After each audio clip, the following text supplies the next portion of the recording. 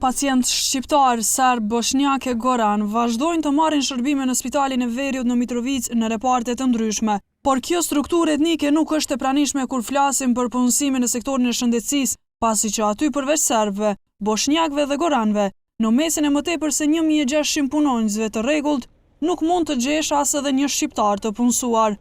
Kjo për shkak se Serbia vazhdon të mbështetë strukturat e saj ilegale në Kosovë duke forcuar dhe zgjeruar ato dhe duke dëmtuar progresin e arritur në funksionimin ligjor dhe integrimin e 4 komunave veriore në sistemin e Kosovës. Në kundërshtim të marrëveshjeve të Brukselit, ajo vazhdon përpjekjet për të parandaluar sektorin e shëndetësisë të integrohet në sistemin e Kosovës. Ai funksionon si një spital regional dhe unë besoj që ka ndonjë farë logjike që ky spital duhet të ketë më shumë të punësuarit se sa që na e lejon formula e cila përpunohet nga Ministria e Financave.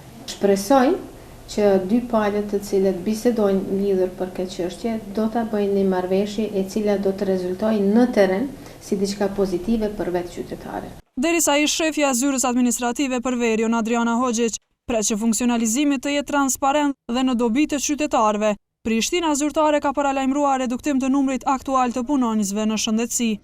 Këtu poshtë ndodhet spitali i Veriut të Mitrovicës. Sektori i shëndetësisë pritet të jetë temë diskutimit në njërin prej raundeve të dialogut ndërmjet Prishtinës dhe Beogradit në Bruksel.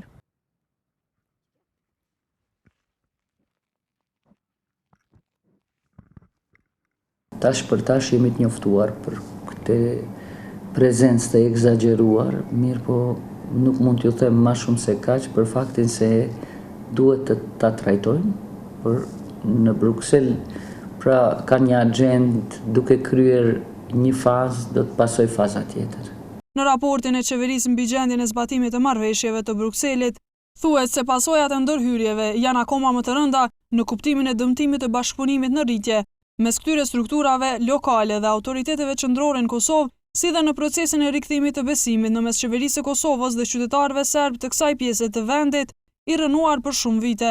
Përfaqësuesit e komunave në veri të vendit të banuara me shumicë serbe kanë refuzuar ndarjet buxhetore për shëndetësi dhe arsim, në arsyetimin që financimi në këto fusha të bëhet përmes asociacionit të komunave me shumicë serbe. Për asociacionin, palët e dialogut ndërmjet Prishtinës dhe Beogradit pritet të takohen të martën në Bruksel.